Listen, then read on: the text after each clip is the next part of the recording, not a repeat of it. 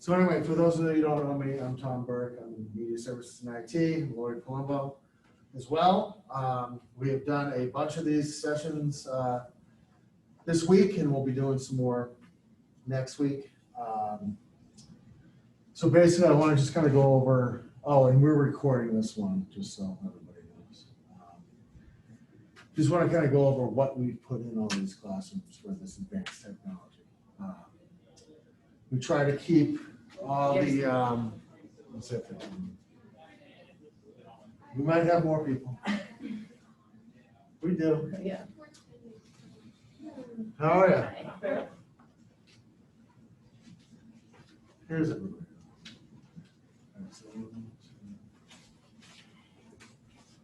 How you doing? No, we're good. Good. Thank you. Do I get stuck to be in the front? Yeah. Thank you. Isn't it funny that we're all sitting back to back? That's how I usually go. All right, so I'll start. Again, I'm Tom Burke from Media Services and IT. Lloyd Colombo's also in our department. So just kind of give you an overview. I know you're probably getting a bunch of emails and memos and things from the provosts or the deans about these advanced technology classrooms and things like that, and try to keep everything straight.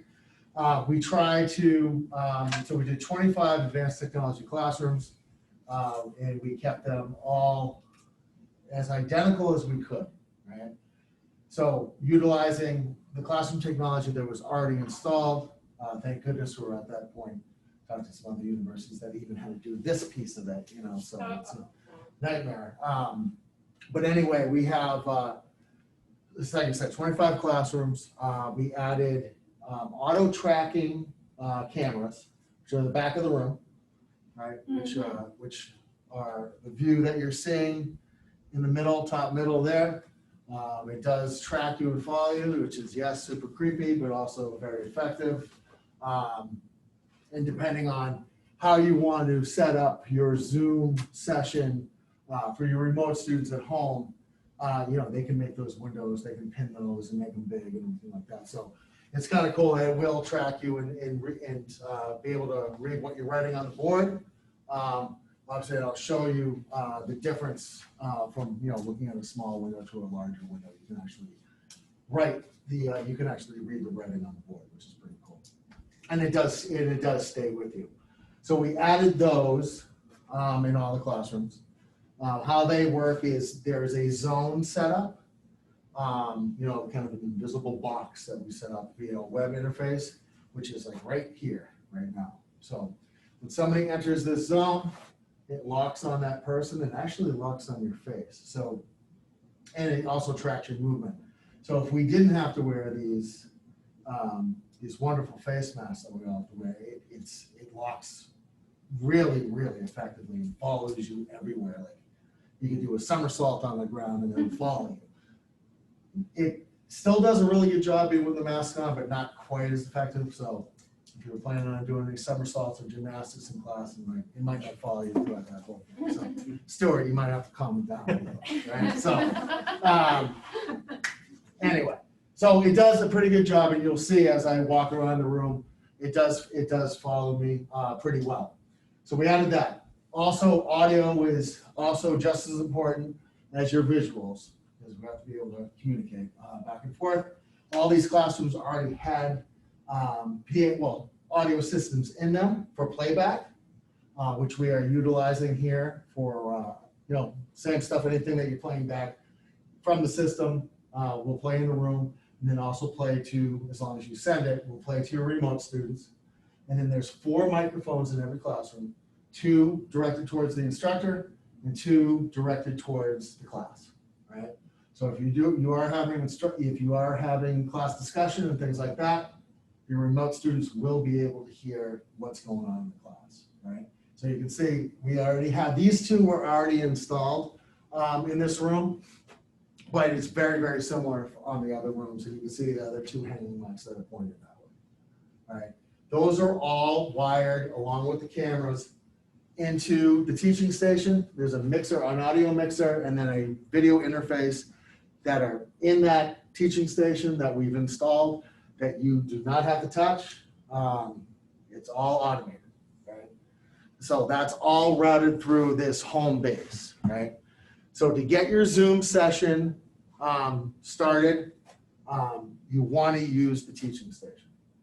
If you do have your own laptop and stuff like that, you can use it, but I wouldn't hook it up in the traditional sense that you usually come in and plug in your laptop and away you go, because then you'll bypass all the advanced technology features, right? So basically, if you want to do screen share and things like that from your laptop, you just join the Zoom session and just share your screen, all right? So you just gotta think about it a little bit differently, and I say that some people will, all right, I get it, and other people, well, what do you mean? Well, it takes a little bit of getting used to, and so basically you gotta have to kind of work through it a little bit. It is relatively simple though. We try to make things as simple as possible. Okay. So is it that the Zoom call on there, like that's the camera, it's auto? Correct. And the audio is defaulted to the ceiling mics. Yes, good question. So the only thing I did before you folks walked in was I just came in, I turned on the system, I hit on just like we normally do, right, in all the classrooms. And then I went to Zoom, which is in the dock, and I signed in with my Assumption credentials, right? So you want to, and I don't want to stop the session. I think everybody's kind of familiar enough right now on how to get into Zoom. There are different ways to get into Zoom, but what you want to do is your teaching station is your main Zoom call. Your meeting is through here. So you go into Zoom, you do sign in with SSO, single sign-on. It'll say, what's the domain? It should be default assumption.zoom.us. And it'll take you to the Assumption University splash screen, login screen. That's where you put in your credentials and your password. And then it'll say, do you want to allow Zoom to open? And say yes. And then it'll give you a list that this Zoom, let's see if it's still up. Yeah, right here. So it'll give you this screen right here. And then you click on whatever class or meeting you have going on. So I just hit start. It opens up, and depending on your preferences, the video will start right away, or it'll give you a preview of your video, and you say, yeah, join with video. And then you want to join with computer audio. So that's all the same thing that everybody's used to. And then this will open right up. Tom, will it work the same way if you go into Brightspace and select your meeting that you've already set up? Yeah, because it just routes you. Routes. It's just the same thing. It's just a link. I tried that the other day. Somebody brought that up, and that does. It's really just it just sends you where you're supposed to go. Okay. So at least that's what I found anyway. But just to make sure, so the first time we came in, we did a first training session on Tuesday. I had scheduled the meeting, put it in my Outlook calendar, and I opened Outlook and I went that way, but I didn't sign in. I just went into my meeting, and it made, so this wasn't the host, right? So then when I went to do a screen share, I had to give myself permission to share the screen because this was a client, not the host. So all I had to do was I just logged into my laptop, or you can log into your phone and just give yourself permission if you run into that. So if you log in through the teaching station, you won't run into that situation, right? So all this, we kind of ran around like crazy getting all this stuff ordered, get it here, install it, test it, get it calibrated, and then we're trying to work through the logistics of everything and the proper workflows. So there's no set cookie cutter to any of this, because everybody teaches different, right? Everybody has a different style, has different components for the class. What our goal was to make everything as easy and efficient as possible when you walk in the room, right? So I think we have accomplished that. I mean, anything with technology, there's always going to be issues here and there. And we encourage you, if you run into an issue, you gotta call the help desk, and somebody will get here as quickly as humanly possible if you are having issues. But like I said, for the most part, for all these training sessions that we've had, the instructors have left feeling pretty good, right? about the stuff that we've added to the classes, to the classrooms. And, you know, not without saying that if you, you know, next week, if you want to, you know, come in and teach during your class period in the classroom that you want or assigned, then you have to get permission from your dean and tell them you want to do that, so you have access to the building. But we encourage you to do that too. It's got to give you a, you know, kind of a trial run before there's students in front of you, which makes you feel a little bit more comfortable. But that is an option. All right, so that is, I'm trying to think if, Lori, if I forget something in this piece, let me know. We've done a bunch of these, so that is basically the instructor piece of it. You know, minus, I'll go into screen sharing and stuff like that. But to get going, Or do you want to show them first the AMP and in case someone changes that? yes, I will. So when you come in, turn on the system, go into Zoom, log in with your credentials, start the meeting, away you go. All right, so I'll show you the defaults, all right? Because you know that things can change, right? So I don't know, nobody's ever walked into the room before and one of your colleagues was there previously that changed the settings on you. That's never happened, right? Never, ever, never, nobody ever does that, right? So it does happen. So instead of panicking, I will show you, right? So it's only two things, really. So under this audio setting, if I click on that little arrow, you can see that it's moving, right? So we're getting audio here. So within audio, your microphone system, and it's the same for all the classrooms, is Scarlett. That's the name of the mixer, right? It's made by Focusrite. It's a Scarlett. If that's selected, you have the ceiling mics. You're all set. And then speaker system is Extron Scaler, which is this piece of equipment that pumps out to the speakers, which hasn't changed. That's always been like that. I think probably some of you kind of recognize that somebody switched it to internal speakers or whatever. So those are those two pieces. Those should be set and you shouldn't have to do that, right? You shouldn't have to futz with that. But just in case, you know, your remote students is like, I can't hear you, or you can't hear them, or what have you. That's just something to check really quick before you panic, right? And then video, there's only two choices. You either have a FaceTime built-in camera, which you'll know it's on if you see a close-up of your mug right here when you're logging in, or the other one, it's INO Genie, which is just the interface that gets this camera in. So it's either, you know, this FaceTime camera or some weird name, and you want to choose the weird name, right? And you'll see if you're on the tracking camera or not pretty quick, right? You'll recognize if it's working. Just so you know, all right? On that piece. So we've also added a secondary monitor on this side of the room. It's not, you know, every room's different. So some rooms, they're both on one side, depending on the setup, or it's my kitty cornered over here, what have you. But the concept for this monitor was to give you a reverse angle of the classroom so that your remote students can see everybody in the class, right? So if you're just concentrating on this camera, they can see the instructor okay, but they can't see their classmates. So what this allows you to do is to show your remote students the rest of the class, and it allows the class to see all the remote students. People say, well, you can see them up there. Well, this is really your teaching monitor, right? So you can set this up anywhere you want, and you kind of pin this to the gallery view, so all your remote students are always on here. And it works pretty well. So how do we get this going? So this so it's a monitor on stand with a webcam. There's a Mac Mini on the back, right? That's the brain, right? Keyboard, mouse. The only thing you should have to ever do, and maybe not even, is just to turn the TV on, right, with this remote. That's it. So if it's a black screen, hit the power button. It should turn right on. The Mac's auto login. And then what you want to do is launch Zoom. And you don't want to sign in, you just want to join a meeting, right? So this is just kind of a remote client, right? It has no control, doesn't even have any audio, it's just a visual, right? So you can see that these we named them all per classroom, so this is TFAC 216 classroom. And, all right, so what's the meeting? What are we joining?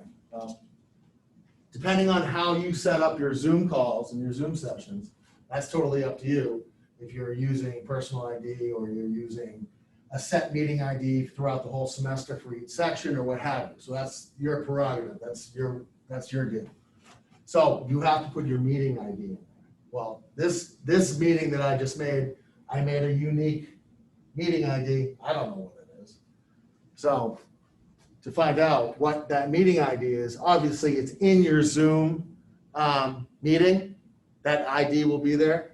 But I find it's just easier if I just go up here and I click that little info button at the top. So this guy right here, this little I, it'll give you what that meeting ID is for that session. So you can write it down or what have you. Usually it's fine, it's easier. I just snap a picture of it. Or you can have one of your students come over and you can tell them what the number is. So this one is, so then I just enter it here.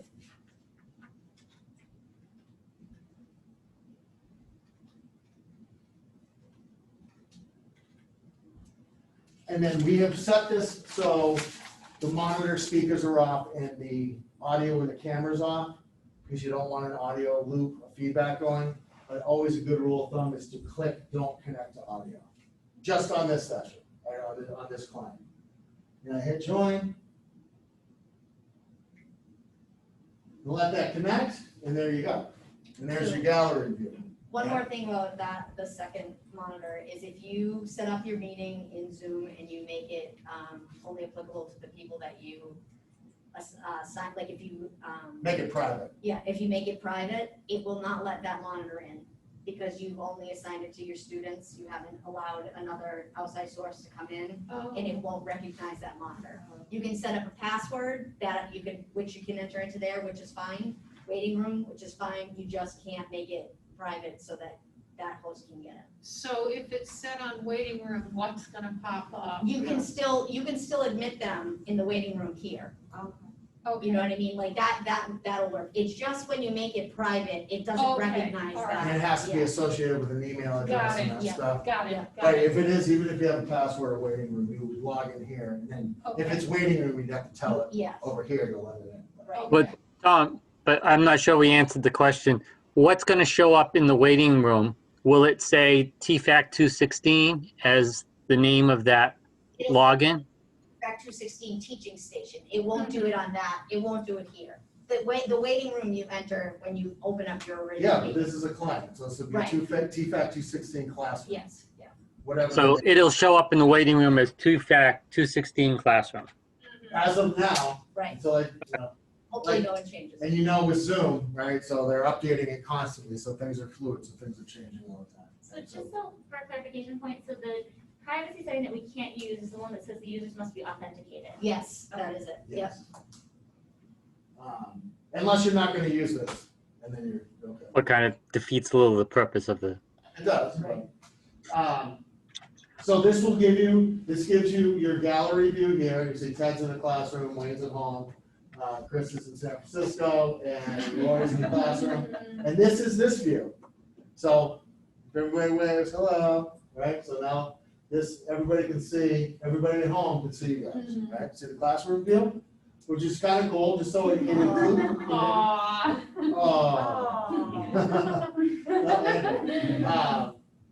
So it just, it brings the people, the remote people into the classroom, all right? So it was kind of a nice add-on there. So as you get more people or more remote people, these windows get smaller, as you know, right? You can turn off this classroom view because you're kind of looking at yourself.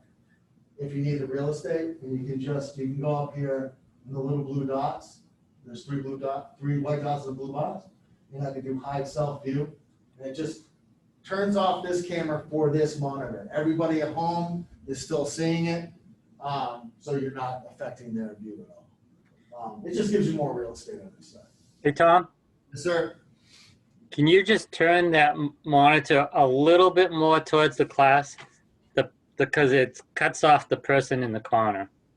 Yeah, shows. Oh yeah, I got you. There we go. Okay. Yep. And that's easy, right? So I'm gonna just move the monitor or what have you. So, the main goal is to get the whole class in here. So let's hide this again. Can you hide other people? So if I want students to be on Zoom, have their computer on their desk so that the people at home don't see them from afar, but actually see their faces. Could I hide them if I they don't come know. on here? I don't So know. can you hide Allison? Allison, did you hear that? Gee, thanks. Tell me how you really feel. You can hide. Right, I was gonna say that. Because She's her not picture's she's not, she's video. not really participating. Huh, So right. you can hide her that way. But I think if their video, it's gonna show up. Okay. And again, that's a Zoom thing, so who knows? They could change that next week, you know? Like I said, the amount of updates and changes they've made, and they've all been good. I think they're doing a great job. With privacy issues and encryption and all that other stuff and functionality and things like that. I think they've done it right. So anyway, let me go back. So let me show you this, just to give you just so you can see the view. So has everybody kind of pinned things before in Zoom? If you know how you can do speaker view. So it'll automatically go to the person that's speaking, right? So you can do that as if you're doing a discussion. But just to kind of show you what this tracker camera will look like, if I pin my video, just to show you, right? So say this was at home here. Pretty good, right? Right, so if somebody at home is having a problem seeing the board, tell them that you have to pin the instructor camera. Oh, so they can do it on their. They have, and yeah, so that's the beauty of it. So they can adjust their view to whatever they want. Okay. And that's the other thing too, is we've done pretty extensive testing with the speaker and with the microphones and audio. If somebody at home is having trouble hearing the class, it's usually their computer. Either they're using laptop speakers or their connection's off or whatever, have them try headphones, right? So that's just a good tip. So the other thing with AutoTrack too, is that once I write something, I have a tendency to write something and kind of walk away. Well, then your notes go away too, right? So it's just a matter of getting used to it, right? So stick it in one spot. And then of course at home too, they could minimize this so they could see more of the board or what have you, right? So that's all up to them. Or they could choose to turn you off entirely too. So that's another option, which we don't want, but. And then. Hey, Tom, Go ahead. you have a question in the back of the class. Oh, Ben. How's it going? So if you on the host pin the view of the tracking camera and then you're recording that, is it recording the tracking camera at like full, or would that be in a playback? Someone would have to, no, I guess you can't really choose that in a playback. No. So yeah. No, in Kaltura, It records, I think, exactly what you see here. yeah, but there's some Right. options in Zoom that you can do, always record gallery view. What are there's other options too. You can do always record gallery view or speaker view, or there's some options in there. Okay, but then the follow-up question then is, if it's recording the tracking cam, like, is the resolution good in the recording? Yeah, Okay, yeah. it doesn't like downgrade it to some really crappy resolution? Not usually, no. On playback, you couldn't read the board, but if you were there live, you could read the board. On that, so I guess in that circumstance, if you're recording that lecture, we'll have to experiment with that. Okay. To figure that out. Because that's a good point. If you're gonna be whiteboard intensive, right? I'm a very whiteboard intensive. So you're probably gonna wanna record your view exclusively. Yep. Right? So there's a way to set it just to record the. The main view, yeah. Okay. Yeah. again, experimentation on that, Yeah. on that side. So in Brightspace, I went into Zoom and I set up all my meetings with different times, inviting the students with a password. Mhm. That's different from being private and requiring authentication, or is that considered private? I don't think so. No, that's not, it's That's a not. checkbox that, Okay. that, the Right whole at the thing, bottom. that literally says, Require Require authentication, right? Is that what it says? Okay, so you want that unchecked, the Yeah, you require definitely want authentication. If you're gonna be using the multi-monitor. and if I have checked that, I would just go Just through uncheck it. Yep. So you- Just uncheck it, Can you, once it's made? yes, once it, because, Yes. Allison You did that. can, right, You can good. alter the And go in Yep. and- things you've Yeah, it already gives you set the up. option to do it just for your meeting you're in or all future meetings, just make sure you hit the all future meetings. Oh, okay, It'll let you do that. Yeah. Cool. thank you. And then, so also, so if you want to do, the other thing too is you're going to be sharing screen, right? So that's where you want to run, you can run, as long as you can run a PowerPoint from a wireless device if you want to. But I do recommend just going through, it's just probably easier. And I think the video quality is probably a little bit better if you do it from the host, right? Mhm. So if I open up PowerPoint here.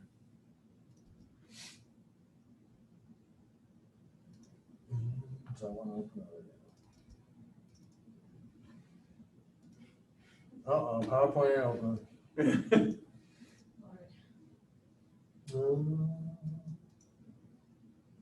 Sure. Nope, ain't gonna work. All right, so I'll go to what page? I've had that where if it's in the process of currently updating PowerPoint, it won't let you open. Well, it gave me a weird, it gave me a warning earlier too. Yeah. I didn't update, so if we go, so just to see, so share screen.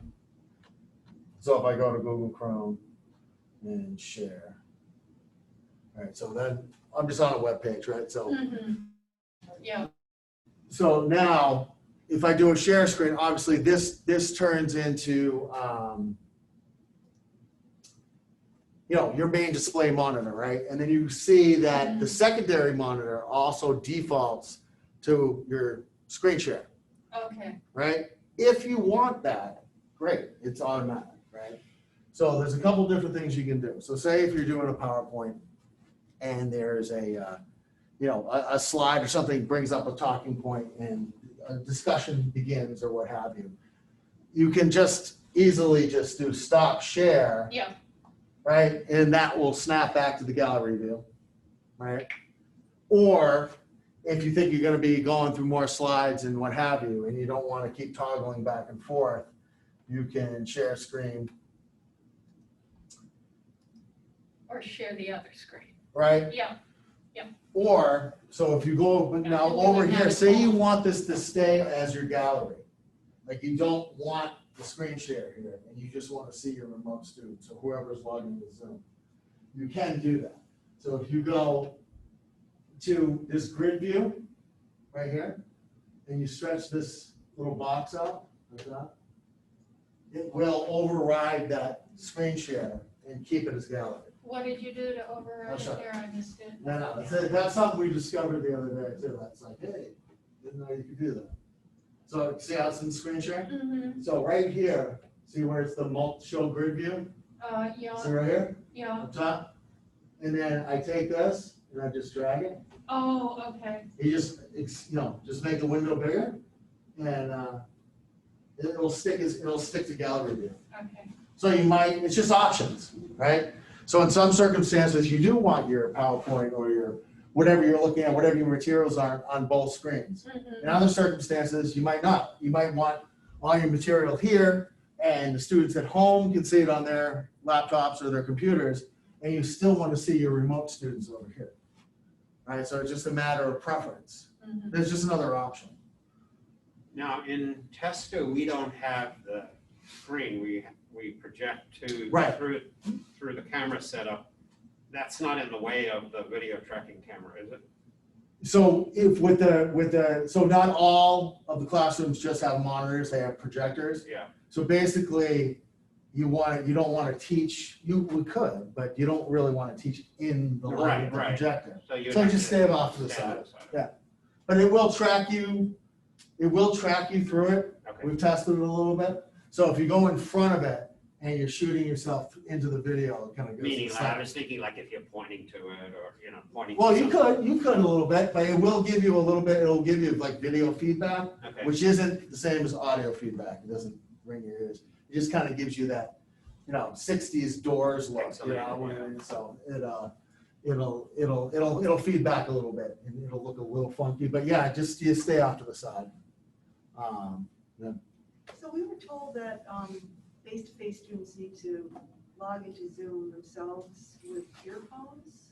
Is that- So if they're doing, so you can, right? So, and this brings up another topic on audio, right? So if you log into a Zoom call, like, so Lori's logged in now, right? She's live in the class. There's her shot right there. She takes up real estate on your gallery, right? Which is fine, depending on how many students you have. But she has her microphone muted and her audio speakers off. Because if you have it on and you're in the room where the session's being held, you will get audio feedback. Okay, You will get a loop. so kids who are in the classroom with laptops have to have the audio off. Off, Mhm. if you even want them logged in. Okay. That's again, another preference. Mhm. If they have headphones in, they're fine, Mhm. right? But So- everyone can hear me at home because it's picking it up through the classroom Correct. speakers. So even if they're in the class Mhm. and the class is going on like we're doing right now, so I'm speaking up here and we're having a discussion, what have you. And they want to be logged in, they can, and they can have headphones in if they want to, or they're gonna hear us live anyway. They don't have to have their microphones on because these mics are always live and they're gonna pick up everybody in the room, right? Mhm. If you do like a breakout room, right? So have people done that before? I know the only time I've ever done it was when we were doing a demo here, we were testing everything out. And we did some breakout rooms and we didn't really know how it was gonna work, but it worked pretty well as long as you have headphones with the microphone. Okay. Right, so as long, most of the students have, the earbuds with the microphone built in, they could break up. And then this system, your account in a breakout room would utilize that camera and these mics. Just so you know. So if you didn't want to be in the breakout room, you would just mute yourself. And, or not So participate. if that's the host, you'd have to actually join the breakout room personally.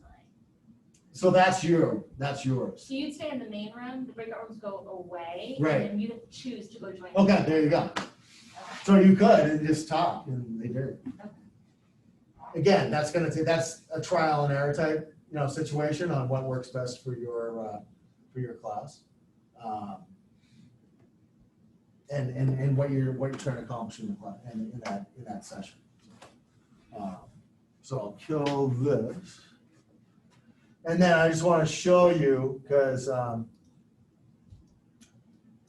the camera has done a pretty good job of following me. It hasn't really lost me at all. Not to say it will. It can lose you, right? And there's not a little guy in there following you around, right? So if it does lose you, there is a home button on these remotes.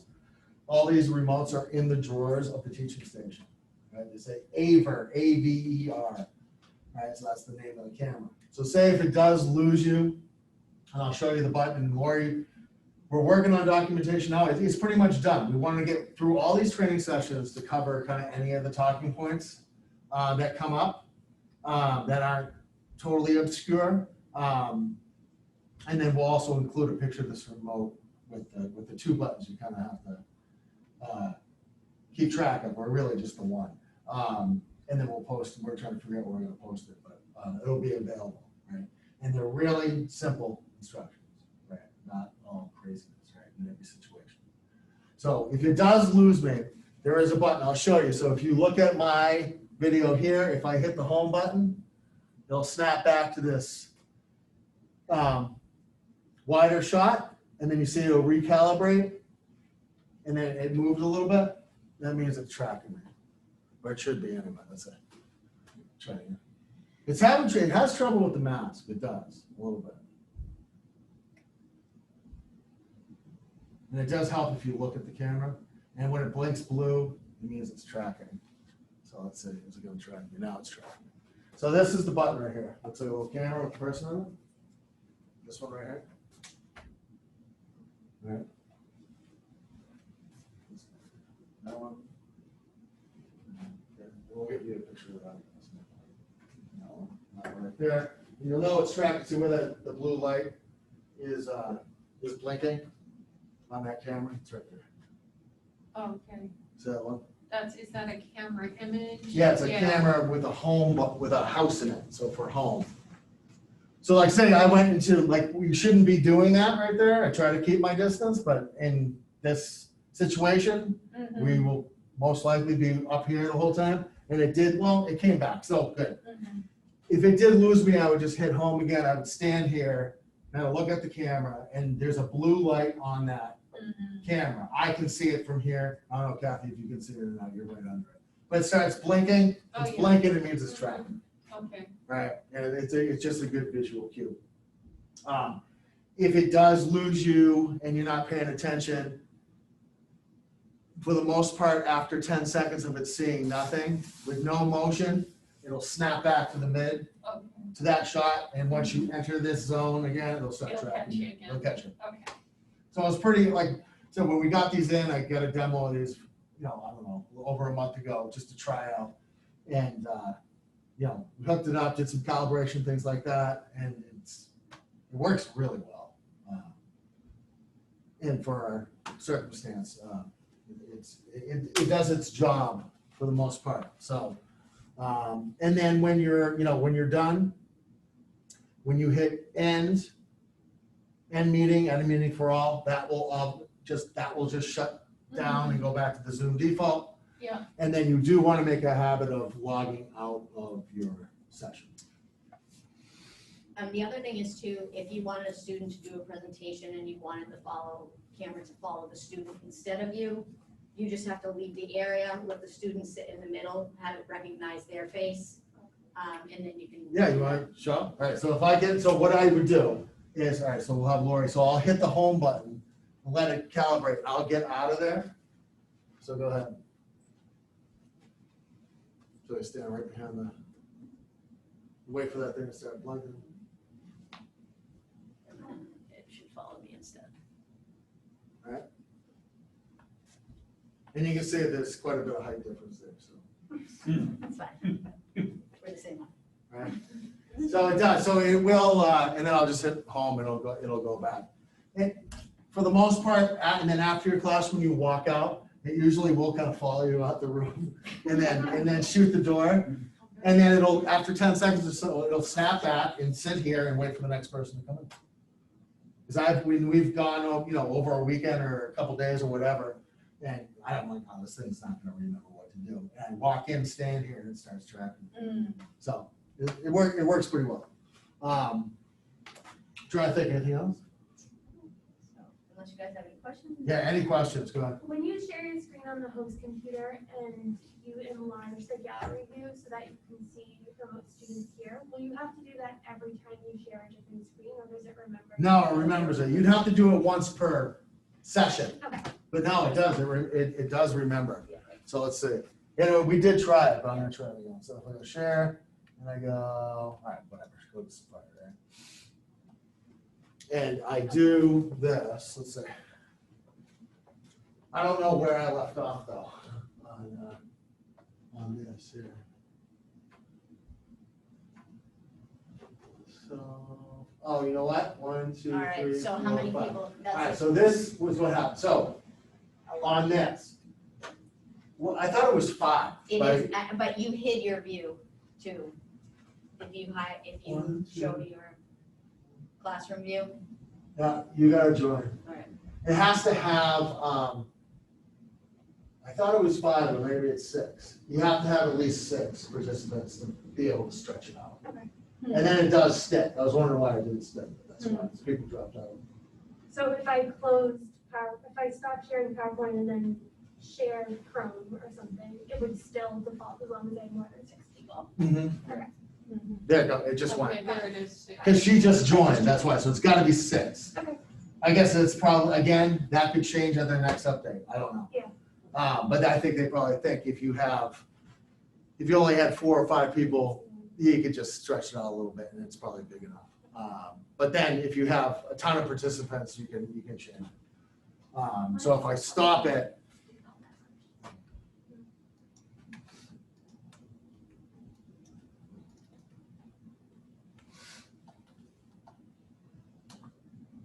and then, I just opened the video, right? So if we want to share a screen and I want to share a video file, I don't know how many people have done that, but you really should do optimize for screen for video clip, and you want to share your computer sound so the people at home can hear your video.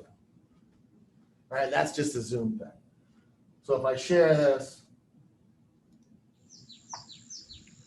say, I went from. Learning is important because it makes us who we are in so many ways, and it brings people together.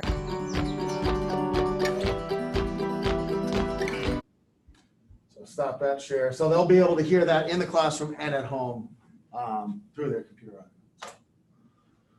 So even if we're already sharing the screen, and we say we were doing a PowerPoint, and then we decided we wanted to switch to a video, it Yep. would make more sense to not share, to unshare and then go back and share it as a video. I to would. Make it better sound. I would. But other than that, there wouldn't be a lot of reasons then to really unshare, because it's not like being on our own computers or our laptops where we want to toggle Right. back and forth in camera. Right, it's like, yeah, because that's why we kind of demonstrate that, so you don't have to toggle, but you could, it's all up to you, it's totally up to you, there's options there, And theoretically, if you saw everyone over there, you could minimize. Yeah, yep, And and that just- is where, yes, that's the idea, yeah. So you could minimize this whole thing. But that's your chat view, so if you had students sending you private messages, everyone sees it. Oh. Good point, yes. Yes. So you probably want to make them aware of that. If anyone knows, I have a quick question about the chat view too. If you share your screen, the students can see your chat feature, right? And so if you're getting private messages or messaging you individually, they can see that. Is there a way for that not to be the case? So I know that if That I do not if know. you do share screen and then use the advanced option, there's a way to select portion of screen. Okay. And then if you only put, so I use that for presenter view. Oh, I gotcha, yeah. So I don't want my students to see my notes. So I just select the part of my PowerPoint I want them to see, and then I move the chat and their faces into the right side, just so I can still monitor. I only have one screen, so I'm monitoring their faces as best I can with 30 people. Yeah. And the chat, but they can only see the portion of the screen. Yeah, because you just selected what you want to show them, yep. And Yeah, it you can do actually remembers where you put it. So every time I open PowerPoint, I tweak it a little bit, but that. And you just get a workflow going, right? yeah. Yeah. You kind of stick to it, yeah, try, right? Just try it, yeah. Fill it in for See, we you. all signed up for this, so I don't know what the problem is. Yeah. right? I don't know. So any other, until you get in and start doing it for your own Yeah. situation, your class, it's not gonna, I don't know if it's ever gonna feel natural, but it's a lot. But like I said, we try to make it so you come in, you log in, and the video and audio capture piece of it, and this Yeah. extra camera and stuff like that, hopefully gives you enough tools to do the best that you can without too much fumbling or tripping or asking for help or whatever it is. But we are obviously here to help you guys, whatever it is that you may need in the classroom. So. I'm new. I have one more really naive question. On these, would you log in just to the desktop using? Oh, no, good question. So that hasn't changed. So if you come in to say the computer's off, Yeah. you boot it up and it's AU Labs and it's the password student. You don't log into yours. So It's- we're all using the same one? Yeah, because it's, You can put it in what you download. That's what I mean. But And then if, it stays downloaded. and if I it save my, does. if I save my Zoom recording, is that? You would save it to the cloud. Okay. So I'm glad you said that too. Yes. Save your Zoom recordings to the cloud, but then download them, because they only stay up there for like 30 days. But if we download them, we lose the transcription on the side. Is there a way around that? That I don't know. But yeah, just. That's a Zoom question. No, you can, The downloaded, so you can. no, because I downloaded the transcript too. Right, so if you like, say if you repost the link, Yeah, then you can still see it somewhere else. But as soon as you download it to your desktop, you lose like the running, because the chat stays and then which is kind of neat. And yeah. the transcription stays if you do a transcription, but once you download your computer, those two are gone. That would be, that's like a Zoom, Okay. send them text support and see. Do you mean closed captioning or there's a way to transcribe? So there's a way to transcribe. So when you, oh yeah, you have to do all the fun stuff.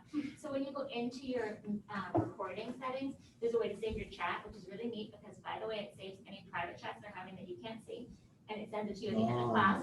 Insider I did information, that. man. So it sends you like, this is text file of your chat, right? I also know, I have 2 high school students who may or may not have gotten a few emails from their teachers last spring. And then, so there's another way to just use the transcription. If you transcribe that video, when you share that video, it shows the transcription as the video is happening. Oh, And the checkbox as the video is happening. okay. Yeah, like I said, they've done a pretty good job. Yeah. But in terms of like lecture on that, maybe, I don't know. I know there's I a don't way to know. embed it back in. It's like closed captioning, but I was just trying to save myself the time. So if it's a lecture that you really need to save for a longer period of time, so you would download it and then you would upload it to your Kaltura media database and post it in Brightspace. And then that doesn't leave until you delete it. Can you repeat the username and password for the? It's AU Labs and it's just student. It's And actually, it's Sam, they're all on here. Yep. As it's always Okay. been. That has not changed at all. And that's just to get into the computer, because it is a shared computer, right? And we don't, there's no deep freeze or anything on it, so whatever you download is on there, but can be taken and deleted and what have you, right? So, but that's why when you get into whether it's Brightspace or Outlook or Zoom or what have you, use your credentials. That's another important reason why to log out before you. Because it's shared space. Tom, do you know if you, like in Tester, if you have using the external cable for PowerPoint, the 2 computers are not connected, right? That cable that's going to the overhead and that computer are not connected. So you can't share your desktop of your laptop to the students, can you? He wants it to, like, if you shared your laptop. Like if you had something on there Mhm. and but you had a cable, Yeah. how would you do that? Because there's some videos that are not gonna show up well on the screen, so it would be easier for me to show them. So, I don't know, I would put them on a flash drive and put them on there. Yeah. Okay. And if you get a decent enough flash drive, you should be able to play the videos right from the flash drive and not even have to drag them. I would test that first. Yeah. If it's an older flash drive, something that's not like a USB 3 or it's Right. an older one, Or if I put them on the hard drive. you put them on the hard drive and just delete chuck them. Yeah, I would do that. Maybe I misunderstand, but couldn't you also join the meeting from your personal laptop? Yes. and share that Yep. screen? Oh, okay. That's You what can, I'm doing for a yep. whiteboard, like I. Yep, Yeah. yes, you could. But if you're playing a video, That's all the sound, yeah. that sounds like garbage to me. Right? It's just too much. You're sending the video wireless to a Zoom call to go back. All right. I would just Put it stick all off on of there, that. yeah. But yes, you can. You can I can log into this call from this laptop and share my screen. Even if you're also logged in on that, so you can. No, you would log in just like you did here, Oh, okay. right? And then give permission to share a screen.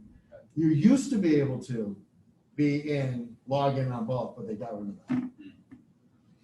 Because I would be able to, I think it was even the last version, I could log in here and log in there and it didn't care. Now it seems to care. Again, that could change. But there is a way to, you could log in with the meeting ID from this laptop and give permission to this client to share. This is 50 ways to do something. This is a matter of preference. Any other questions? And remember, you guys, if you need help, let us know. Thank you. Cool? Thank you. You got it. Oh, and then when you do an end,